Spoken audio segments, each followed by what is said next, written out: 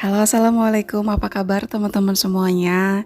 Bismillah, sehat, bahagia, berkecukupan. Amin. Dan selamat ulang tahun untuk teman baru kita, Chelsea Nur Hidayat ya, dari kota Jambi. Semoga selalu dalam lindungan Allah, dilapangkan hati, dilapangkan rezeki, dimudahkan segala urusan. Amin. Dan untuk teman-teman semua, bismillah, hidup semakin lebih baik, lebih mudah, rezeki datang dari berbagai arah secara terus-menerus. Amin. Untuk kalian para Max Panadol, Bodrex, Koyo Capek, dan Tolak Angin, makasih ya udah nemenin hidup aku dan jadi teman setia saat aku sedikit rapuh. Ya, gimana hari ini? Perasaannya bahagiakah atau galaukah atau aku sih nano-nano bun? Lagi nggak jelas, dibilang sedih enggak, dibilang bahagia juga enggak. Ya, be aja. Semoga hadirnya channel ini bisa mengisi sedikit kekosongan di hati teman-teman yang mungkin lagi agak gersang, bisa sedikit sejuk gitu ya. Cari kipas angin ya. Yang mungkin kalau mau beberes tuh males, tapi dengerin video ini jadi lebih semangat. Itu seneng banget. Jadi sambil beberes tapi juga dapet sesuatu yang insya Allah ada ilmunya walaupun sedikit ya, karena memang ya itulah kapasitas saya masih sampai di situ aja. Yang lagi hobi-hobinya rebahan, yang malas-malasan, ayo bergerak dong. Kita itu bukan adonan donat yang diam berjam-jam terus berkembang. Yang merasa lagi punya banyak masalah, yuk gak usah capek-capek mikirin di mana jalan keluarnya. Karena jangan-jangan yang berantakan sebenarnya bukan hidup kita, tapi ibadah kita. Yuk diperbaiki lagi hubungan kita sama Allah. Kadang-kadang iya ya ada masalah, malu banget gitu rasanya ya. Dan masalahnya itu terus gitu. Kayak yang ini selesai, datang lagi masalah baru. Intinya mah sama aja masalahnya di situ-situ juga. Tapi mungkin kenapa dikasih ujiannya selalu sama? Karena ujian yang kemarin kita nggak lulus, makanya dikasih ujiannya sama lagi. Kayak diibaratkan sekolah ya, remedial. Kalau kita misalnya di bidang matematika kita nggak lulus, ya besoknya akan remedial, pelajarannya matematika lagi. Nggak lulus lagi, ya matematika lagi, ya begitu aja terus. Nah ketika kita dikasih ujian sama Allah tentang sebuah masalah, misalnya A, kita nggak lulus gitu kan, besok-besoknya ya boleh jadi kita ketemu dengan ujian yang Teman-teman mungkin ada yang pernah dengar bahwa Allah itu akan menguji kita dengan sesuatu yang kita cintai. Meskipun kita nggak mengakui ya, tapi Allah itu bisa baca hati dan pikiran kita. Meskipun kita nggak ngomong apa-apa, tapi Allah tuh udah paham. Allah yang menciptakan kita kan, jadi nggak sulit lah buat Allah untuk baca apa yang ada di dalam hati dan pikiran kita. Nah di video kemarin itu saya bicara tentang kemelekatan. Sekarang kita akan bahas kira-kira penyebabnya apa sih kita itu bisa terlalu melekat kepada sesuatu. Yang pertama karena kita ngerasa butuh dan aman. Saya ngerasa butuh uang banyak untuk bisa bahagia, untuk bisa dipandang orang lain di sekitar saya, untuk bisa dianggap. Dan saya ngerasa hidup saya aman kalau tabungan saya banyak. Saya merasa aman kalau kemana-mana bawa uang banyak. Saya tenang mau beli apapun bisa. Punya rencana apapun jadi lebih mudah terwujud kalau saya punya banyak uang. Yang kedua, karena sebagai identitas dan harga diri. Ini ketika kita nganggap bahwa pekerjaan kita, status, atau pandangan orang lain itu sangat penting. Jadi ketika ada perubahan dari salah satu itu, kita jadi menderita. Kayak misalnya kita bertahun-tahun nih terpilih jadi ketua apa gitu ya. Tiba-tiba tahun ini kita nggak terpilih. Udah deh tuh, mulai overthinking, tantrum, sinis, dan lain-lain. Ngerasa bahwa sekarang tuh kayaknya seluruh dunia tuh memusuhi saya. Lalu juga ada ketidaktahuan. Mungkin gak sih kita tuh gak tahu kalau semua yang ada di dunia ini tuh gak kekal. Semua tuh akan rusak pada waktunya. Semua akan hilang, akan pergi pada waktunya. Bentuk-bentuk kemelekatan itu banyak ya. Contohnya kemelekatan pada materi atau harta benda. Terlalu mengagung-agungkan. Kita butuh materi dalam hidup ini ya. Untuk beli segala sesuatu kita juga gak munafik, butuh uang. Tapi sebetulnya kan kita nggak butuh terlalu banyak juga. Jadi kalau ada orang yang merasa takut kehilangan harta bendanya sampai sedemikian rupa, sampai yang bener-bener kayak orang trauma, nah itu udah melekat banget itu sama materi, sama harta benda ya. Sampai mungkin orang tuh udah punya banyak, tapi kok dia tetap korupsi ya? Nah itu karena kemelekatan, dia merasa bahwa kalau dia nggak punya harta banyak, hidupnya dia tuh nggak aman. Hidup anak cucu cicitnya itu bakalan susah. Jadi dia udah ketakutan sendiri, dia nggak percaya berarti bahwa rezeki itu Allah udah takdir dan nggak akan pernah tertukar. Jadi ketika kita terlalu melekat sama harta benda, yang akan kita rasain ya pasti perasaan was-was, takut, gelisah. Takut harta itu diambil orang, takut harta itu hilang, takut hartanya berkurang. Pokoknya segala macam kesusahan tuh pasti dirasain. Yang kedua, kemelekatan terhadap orang lain. Kalau zaman sekarang orang-orang bilangnya bucin. Jadinya posesif. Kayaknya seseorang yang kita sayang itu sampai nggak boleh kemana-mana. Kalaupun boleh pergi, terus kita ikutin dari belakang. Ya Allah, nggak diikat sekalian. Kalau orang udah merasa melekat sama seseorang, sampai orang itu mungkin ngerasanya jadi kayak dikekang ya.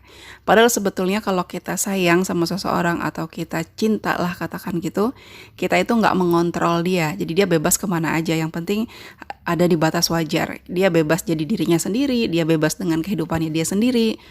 Bukan yang setiap dia pergi kita teleponin 5 menit sekali, terus kita minta video call. Kamu di mana? Sama siapa? Lagi ngapain? Ya ampun, kita aja ngeliatnya enak banget ya. Apalagi yang ngalamin. Tapi bener gak sih itu terjadi sama pasangan muda yang kalau suaminya lagi pergi kemana terus diteleponin mulu, "Ayang, kamu lagi di mana, Ayang?" Pernah tanya sama teman yang nikahnya itu udah 10 tahun lebih gitu ya. Kayak gitu gak sih gitu. Terus dia bilang, "Bodoh amat mau pergi kemana, yang penting pulang," katanya. Berikutnya melekat terhadap sebuah pandangan. Kalau kata dia A ya A, orang lain yang B, C, D, E, F, G, H harus minggir. Cenderung tertutup dengan pendapat orang lain, merasa bahwa dia si paling tahu, si paling benar, dan lain-lain. Sebetulnya kita harus belajar bahwa beda kepala itu beda pemikiran. Kita nggak punya kewajiban ngikutin apa kata orang, tapi juga nggak menyepelekan pendapat orang lain. Berikutnya melekat sama yang namanya ritual atau kebiasaan turun-temurun. Ini terutama kayak hal-hal yang boleh dibilang tahayul ya. Ada yang masih percaya kalau malam-malam itu nggak boleh nyapu. Atau mungkin ada yang masih percaya jangan duduk di pintu. Nah, saya nggak percaya tuh. Karena tahu duduk di pintu tuh ngalangin ya. Bukan masalah nanti jodohnya susah gitu, ngalangin. Apalagi kalau badan kita tuh badan tipe-tipe yang selalu tumbuh tiap hari ya, tumbuhnya ke samping. Jangan duduk di meja katanya. Iyalah, mau naruh makanan susah kalau kitanya duduk di meja. Apa itu salah? Ya saya nggak berani bilang itu salah juga ya, karena balik lagi ke prinsip. Tapi memang kadang-kadang apa-apa yang kebiasaan-kebiasaan atau kepercayaan-kepercayaan zaman dulu mungkin ada benarnya sekarang, meskipun nggak disampaikan secara ilmiahnya gitu ya. Nggak boleh ngejahit baju kalau malam-malam gitu. Kenapa? Pamali. Pamali itu apa? Ya pamali suaminya Bu Mali gitu. Tapi kan kalau kita pikir secara logika, nggak boleh jahit malam-malam, takutnya ketusuk jarum. Kan kalau malam itu zaman dulu kan remang-remang ya, cuma pakai lampu apa gitu ya. Kalau zaman sekarang udah terang benderang kayak gini, misalnya memang butuhnya untuk besok pagi, mau nggak mau harus dikerjain malam ya dikerjain aja. Tapi kalau saya sendiri prinsipnya tidak mau membantah orang-orang yang masih percaya dengan hal-hal tahayul atau ritual-ritual yang mungkin zaman dulunya udah dilakukan gitu. Untuk urusan keyakinan saya sih nggak mau main-main ya. Tetap menghormati, karena walau bagaimanapun yang namanya orang yakin ya yakin. Kita nggak punya hak juga untuk campur aduk gitu ya, atau ngacak-ngacak keyakinan orang-orang yang ada di sekitar kita. Seperti contoh ketika saya hamil, ada beberapa teman yang nyaranin saya untuk pakai peniti di daster gitu ya, atau di baju kerja yang udah ditusukin ke bawang putih sama kunyit gitu. Ya saya bilang saya takut kecolok ketusuk itunya tuh penitinya gitu. Jadi saya nggak mau pakai. Terus nanti begini insya Allah lindungin saya dan bayi saya. Udah selesai. Nggak mau debat untuk sesuatu hal yang sebetulnya dari pola pikirnya aja kita udah beda. Jadi nggak mungkin nemuin satu titik yang sama kan. Ada juga kepercayaan beberapa orang ya, kayak misalnya orang katanya kalau mau lewat ke daerah mana gitu harus permisi, terus bilangnya misi anak tuyul mau lewat. Saya pernah komplain, enak aja orang saya bukan anak tuyul. Terserah deh, ngomong sama kamu mah susah, kata teman saya gitu. Saya ngerasa, ngapain harus ngaku jadi anak tuyul, cuma mau lewat ke situ doang gitu. Tapi nggak berani ngomong juga ya, karena masih takut juga sih sebenarnya. Yang terakhir, ini agak aneh, tapi emang dirasain, saya juga ngalamin kok.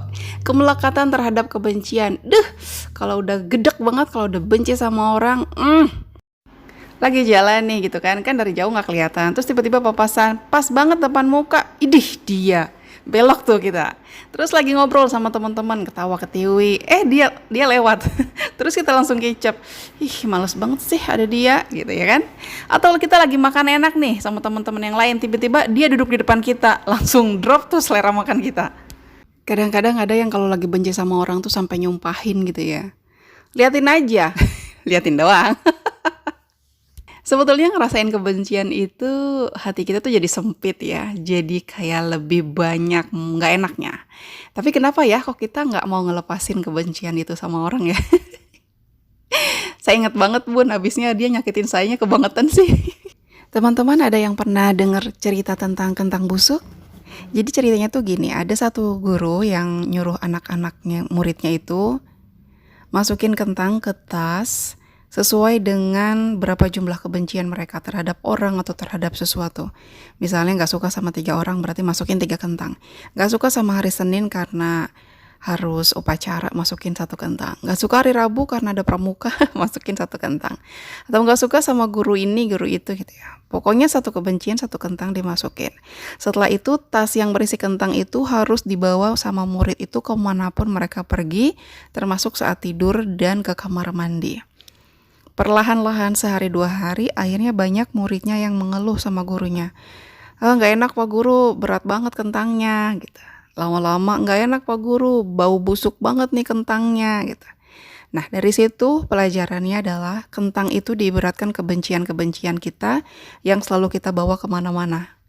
Berat, rasanya tuh ada beban gitu di pikiran, di hati kita tuh ada beban. Terus lama-lama busuknya itu bisa diibaratkan hati kita yang kotor gitu. Nah untuk melepaskannya gimana ya, dibuanglah kentang-kentang itu biar hidup kita tuh enak gitu, tenang, ringan gitu.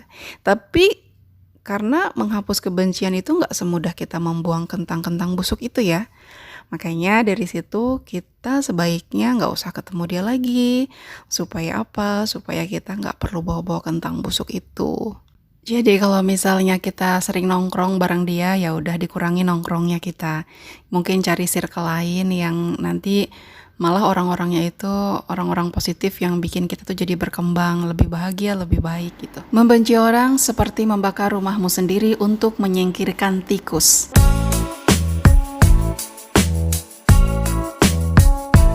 Wah, videonya udah kepanjangan. Jadi sampai di sini dulu ya video kali ini. Makasih banyak udah nonton sampai selesai. Jangan lupa like, comment, dan subscribe. Bagi yang belum, saya pamit undur diri. Assalamualaikum warahmatullahi wabarakatuh.